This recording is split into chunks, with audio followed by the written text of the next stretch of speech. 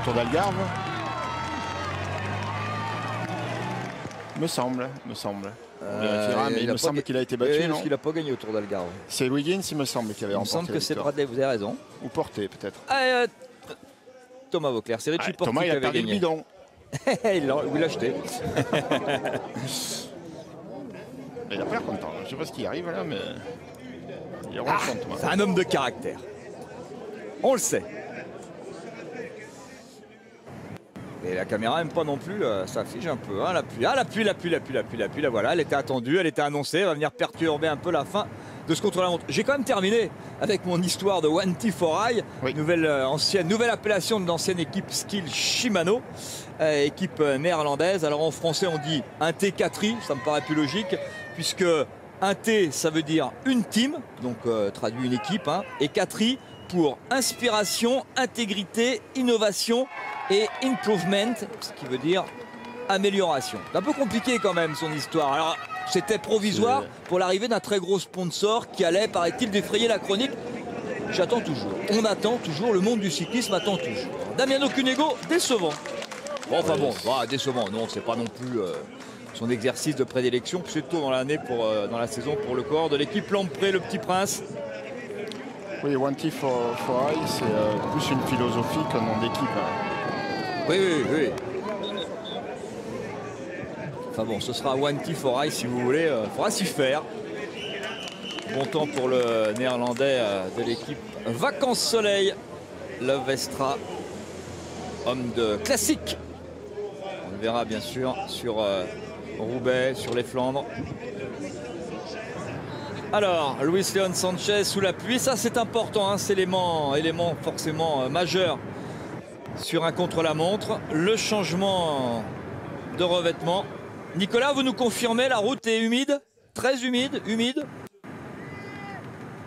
Pas très humide, mais en tout cas il pleut, le vent s'est levé et il pleut d'une façon assez soutenue, donc c'est sûr que cette pluie, que ces conditions météorologiques vont avoir leur importance, notamment pour Tony Martin et Bradley Wiggins, et peut-être qu'un coureur comme Sylvain Chavanel ou Jérôme Coppel, parce que ces coureurs-là ont fait le bon choix ce matin en partant aux alentours de 12h30. Tout à l'heure, Sylvain nous disait on est parti tôt parce qu'on s'est dit que peut-être avec la pluie, ce serait un choix judicieux, et c'est peut-être un choix très judicieux. Est-ce qu'on peut choisir son heure de départ dans l'équipe. Oui, mais pas toujours. Quelquefois, effectivement, le directeur sportif propose. Mauvais temps là pour Martin. 29 secondes, c'est pas mal. Il n'a pas pu peut-être rouler comme il voulait, surtout dans les virages sur le mouillé. Quand il faut couper les bandes blanches, là, forcément, on prend des précautions. C'est marrant quand même, parce que depuis qu'il est passé l'an dernier dans l'équipe de la Rabobank, on ne le voit plus. Hein. Luis Leon Sanchez, on l'a très peu vu. Très peu, alors que, bon, sur Paris-Nice notamment, on se rappelle quand même qu'il avait embêté un certain Alberto Contador un samedi après-midi du côté de Cannes. La fameuse défaillance, le coup de moins bien d'Alberto Contador qui avait marqué les esprits. C'était fait rappeler, s'est même fait souffler dans les bronches par un certain Lance Armstrong sur la promenade des Anglais le lendemain. Lance Armstrong qui passait par là, ils étaient à l'époque dans la même équipe. Ah, un londonien sous la pluie, ça doit marcher, non? Monsieur Piste, champion du monde, champion olympique sur la piste, à Brajkovic. Lui aussi largement battu. Hein. Ouais, il est en forme en juin, hein, plutôt. C'est sur le Dauphiné qu'on le voit. Vainqueur du Dauphiné, ancien vainqueur du Dauphiné. Brajkovic, leader donc dans cette équipe Astana. Où évolue toujours Alexandre Vinokourov. Hein. Il n'est pas sur ce Paris-Nice. On va être obligé de lui refaire des adieux cette année. Écoutez, hein, c'est lui qui nous l'avait dit en direct alors qu'il était en juillet sur son canapé. Alors j'arrête, c'est fini. Bon bah, jubilé. Alors je reviens. Bon, c'est un peu compliqué l'équipe Astana au mois d'août, septembre là, chose que en interne, la cuisine interne un peu compliquée du côté des Kazakhs. Bradley Wiggins en action. Oh oui, ça glisse. Tony Martin là était très prudent, coureur allemand. Oui, forcément, il prend le virage moins vite, il arrive moins lancé parce qu'il craint justement de glisser au moment où ça tourne. Et du coup, à la relance, il est un peu planté avec son gros braquet. Et ça peut expliquer le temps moyen de Jean-Christophe Perrault à l'arrivée, entre autres. Perrault, c'était pas un circuit génial. Hein.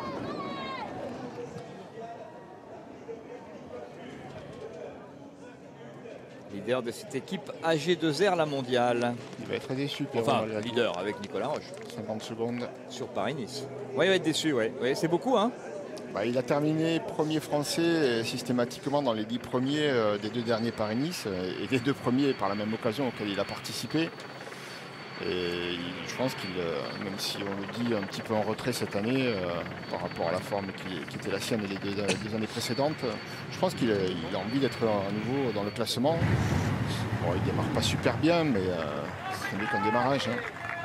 Prudence, prudence, monsieur Wiggins dans les virages. Là, vous perdez beaucoup de temps, Thierry. Ah bah, là, vous perdez le top 10, hein, il ne sera pas dans les 10. Hein. Je crois pas. Bradley Wiggins, 3e du classement général l'an dernier, à 41 secondes de Tony Martin. Entre les deux, il y avait Andreas Klöden. On se rappelle, on avait parlé de passation de pouvoir entre générations, entre le jeune Tony Martin et l'ancien Andreas Klöden. On se rappelle qu'Heinrich Schaussler avait gagné le classement par points, Rémi Poriol, les grimpeurs, Ren Tarama est le meilleur jeune, et le par équipe, la Radio Shack. Jean-Christophe Perrault déçu, Nicolas. Et une explication à la contre-performance dont vous parliez de Jean-Christophe Perrault. Jean-Christophe est tombé pendant ce chrono.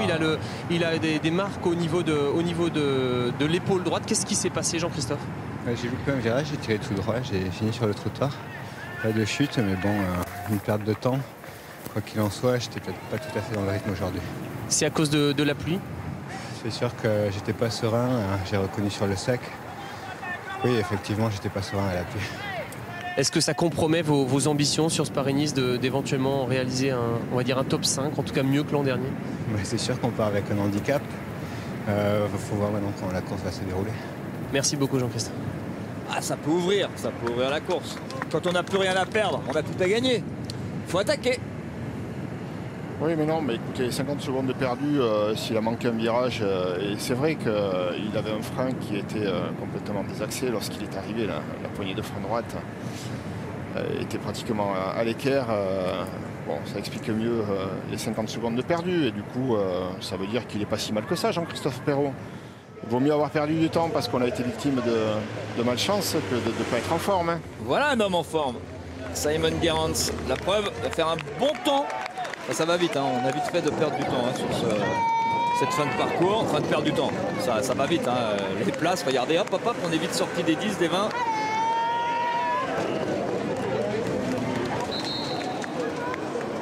Simon Gerrans, champion d'Australie. Sur route, hein, pas du contre-la-montre. Hein. Avec ce nouveau maillot, cette toute nouvelle équipe dont on n'avait pas encore parlé. Équipe totalement australienne, en tout cas au niveau des fonds et puis de l'organisation. Cette équipe Green Edge. Simon Gerrans qui a ouvert la saison en gagnant le Tour Down Under. C'est dire si c'est un homme en forme, qui était en forme en tout cas. Un peu déçu le kilomètre la flamme rouge, même pour un contre-la-montre bien sûr. Pour indiquer le dernier kilomètre. Et c'est vraiment un temps britannique aujourd'hui pour finir ce contre-la-montre. Alors que le soleil a été là tout le temps, comme d'habitude, hein, dans les Yvelines, sur la vallée de Chevreuse.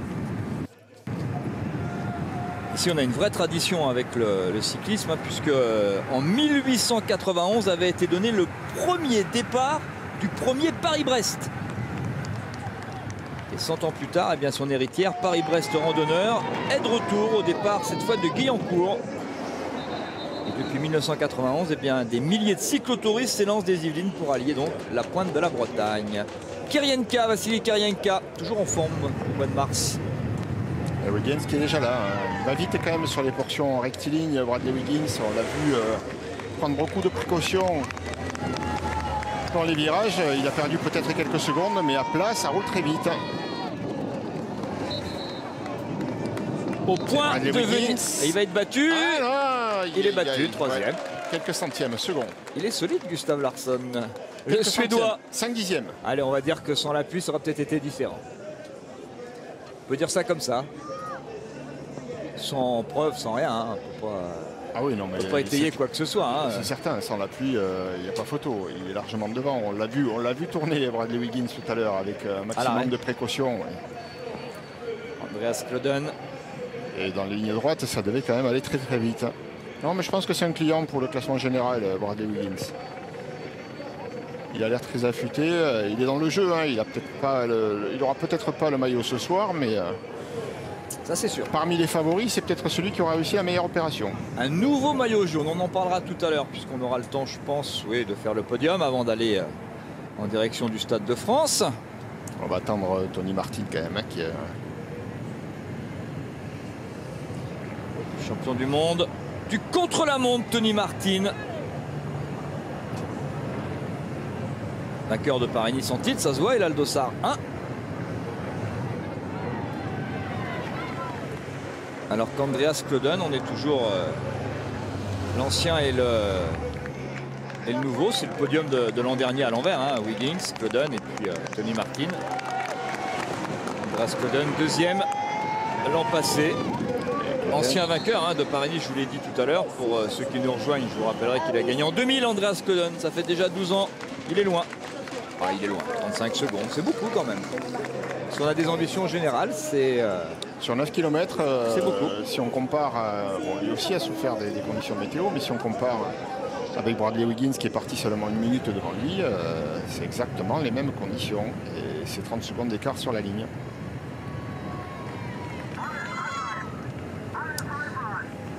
Ce qui est impressionnant avec Tony Martin, on a l'impression qu'il n'y a rien qui bouge. Ça, c'est la force des Cancellara, des Martin. On a l'impression, cette puissance qu'ils ont dans le bas du dos, dans les cuisses.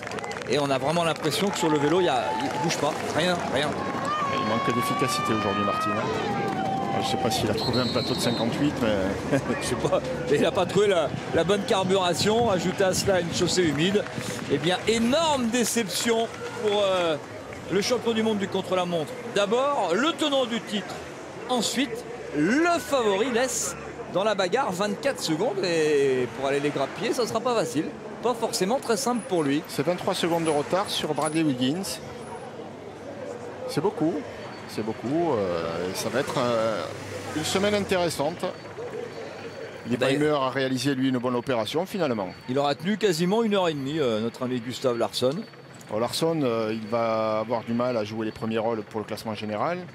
Il ne grimpe pas suffisamment bien. En revanche, Wiggins, Leipheimer, Van Garderen, il y a quand même 3 garçons capables de jouer le podium. Chavanel, Coppel, Taramae. Oui, Ren Taramae du côté de la Cofidis. Ouais, quelques-uns des favoris ou des outsiders, si on pouvait considérer avant le départ de ce contre-la-montre tout à l'heure à Dampierre, eh bien que le grand favori, c'était le tenant du titre, Tony Martin. Voilà. Hey, petite déception pour lui. Plusieurs facteurs font que les grands favoris, on va peut-être avoir une bagarre entre les Anglais, les Américains, arbitrés par un Estonien ou des Français.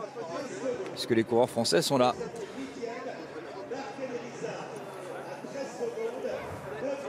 Le voilà, Gustav Larsson, le champion de Suède du contre-la-montre, premier maillot jaune de Paris-Nice. Il a fait numéro quand même, Wiggins aussi, parce que là ça tombait bien la pluie. Ouais, parce que Larsson il est parti à 13h27. Oui, là c'était complètement sec. Alors que Wiggins est parti à 15h03. Leipheimer également, c'était complètement sec. Et Wiggins a quand même été capable de rouler aussi vite qu'eux. Enfin, en tout cas, de faire un temps sensiblement égal et en prenant les virages pratiquement à l'arrêt. Certains virages où on peut se douter que dans les lignes droites, ça roulait vraiment très très fort. Ah, on a le classement en loupe quand même. Hein. Merci, messieurs. Van Garderen. Coureur plein d'espoir, hein, Van Garderen. Hein. Oui, Van Garderen qui avait été, bon, tous ne s'en rappellent pas, mais qui avait été le dauphin de Sicard quand il remporta le Tour de l'Avenir. Van Garderen a continué sa progression et Romain Sicard, lui, est resté un petit peu sur le quai de la gare avec des problèmes récurrents au genou. Et 3 Français dans les 10 premiers de ce premier classement général de Paris-Nice. Avec un Suédois